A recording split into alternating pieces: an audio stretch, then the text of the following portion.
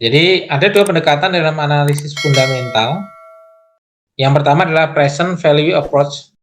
Nilai saham yang dihitung dengan mendiskontokan arus kas masa depan yang diterima investor, ya, diwakili oleh dividen, itu dividen discounted model, di mana ini lebih ke memperkirakan, ya, memperkirakan kira-kira nanti untuk dividen yang dibagikan itu sebesar apa. Ada juga P per E ratio approach, yaitu adalah rasio harga pasar saham terhadap laba. Jadi seberapa besar harga per lembar saham itu dengan laba per lembar sahamnya. Di mana menunjukkan berapa besar investor menilai harga saham dari kelipatan laba yang dilaporkan perusahaan. Jadi bisa jadi harga per lembar saham itu lebih besar daripada laba per lembar saham. Itu pun juga bisa terjadi. Jadi semakin besar hasilnya, maka akan lebih menarik. Dalam penilaian saham itu ada 3 konsep nilai saham. Ya, ada nilai buku atau book value, yaitu adalah nilai yang tercantum pada pembukuan perusahaan, bisa diketahui dari neraca, yaitu total modal sendiri dibagi jumlah lembar saham beredar. Jadi ketika kita punya laporan keuangan yang ada di perusahaan dengan nilai dari saham itu akan terlihat. Yang kedua adalah nilai pasar. Jadi nilai pasar saham yang ada di pasar. Yang ketiga adalah nilai intrinsik, yaitu disebut juga nilai teoritis, merupakan present value dari semua aliran kas yang diterima investor di masa depan. Jadi 3 konsep ini yang biasa dilakukan untuk menilai apakah saham itu baik atau tidak, itu tergantung dari hasilnya. Ya. Dilihat dari nilai buku tadi, yaitu adalah kita melihat apakah perusahaan ini neracanya itu bagus, perkembangannya itu bagus, arus kasnya itu bagus. Terus yang kedua adalah nilai pasar saham, nilai saham di pasarnya, apakah mengalami peningkatan atau kenaikan. Yang ketiga adalah nilai intrinsiknya. Ya. Jadi aliran kas yang akan diterima oleh investor itu diperkirakan apakah akan terus bertambah atau berkurang. Di dalam ada 3 model yang lain, yaitu ada 3 model pertumbuhan dividen saham. Yang pertama adalah model pertumbuhan nol. Kalau dirumuskan seperti ini, ya, D per KS. Ya. Jadi sebuah saham diperkirakan membayarkan dividen tiap tahun sebesar Rp500 hingga tak terhingga atau zero growth. Untuk KS-nya, ya, itu adalah 20%.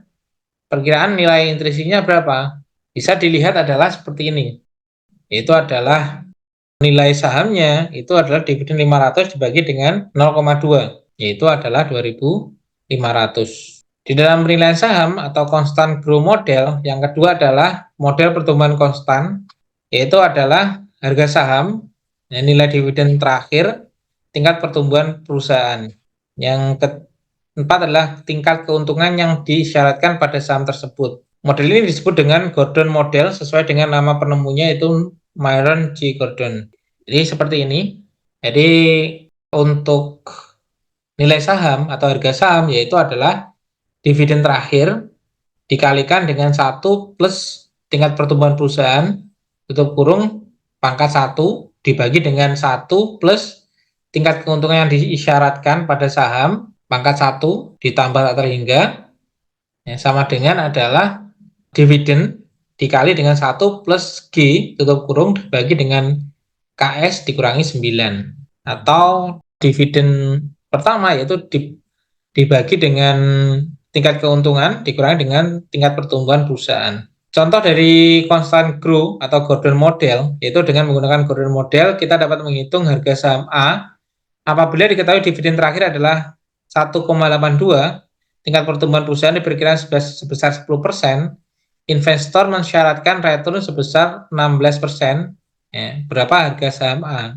Dengan rumus seperti itu, yaitu adalah harga saham adalah dividen, yaitu 1,82 dikali dengan 1 plus growth atau pertumbuhan, itu 1 ditambah 0,10 dibagi dengan keuntungan yang disyaratkan dikurangi dengan perkiraan pertumbuhan. Jadi totalnya adalah 33,33. Atau kita bisa melihat bahwasanya dividen tumbuh secara tidak konstan, non-constant growth rate. Umumnya, tingkat pertumbuhan dividen tidak konstan karena kebanyakan perusahaan-perusahaan mengalami life cycles. Jadi selalu akan ada yang namanya life cycle. Yang pertama ada early faster grow, ya, faster than economy, then much with economies grow, then slower than economies grow. Jadi ketika kita melihat saham itu tidak akan selalu naik terus. Ya, jadi ada perusahaan-perusahaan itu yang memang konstan dinaik terus itu juga ada. Tetapi kebanyakan itu awal tahun pertama itu naik banget, lalu di 5 atau 10 tahun ke depan itu konstan, terus di 15 atau 20 tahun lagi itu adalah meningkat tapi tidak besar. Ya, seperti itu, lebih seperti itu. Nah, jadi poinnya adalah ketika kita melihat saham itu kita lihat dulu grafiknya 5 atau 10 tahun yang lalu seperti apa grafiknya. Langkah-langkah perhitungan non-constant growth itu adalah menentukan estimasi pertumbuhan dividen. Yang pertama kita menentukan estimasi pertumbuhan dividen. Yang kedua kita menghitung ya, present value dividen selama periode di mana dividen tumbuh tidak konstan. Yang ketiga menghitung nilai saham pada periode pertumbuhan tidak konstan. Yang keempat menjumlahkan 2 dan 3 untuk mendapatkan P0. Contohnya non-constant growth, di mana sebuah perusahaan terbuka selama ini membagikan dividen yang jumlahnya bervariasi. Perusahaan memperkirakan kenaikan pendapatan sebesar 20% per tahun selama 2 tahun mendatang. Tapi setelah itu pendapatan akan menurun menjadi 5% per tahun sampai waktu tak terhingga. Pemilik perusahaan menginginkan return sebesar 18%, di mana dividen terakhir yang dibagikan adalah Rp200 per lembar. Berapakah harga saham perusahaan tersebut sekarang? Jadi ada beberapa solusi. Solusi yang pertama itu adalah kita hitung dividen tahun pertama dan tahun kedua, yaitu dengan cara D0 dikali dengan 1 plus 0,20, yaitu adalah 200 dikali dengan 1,2. Hasilnya adalah 2,4. Sedangkan D2 sama dengan D0 dikalikan dengan 1 plus 0,20 pangkat 2.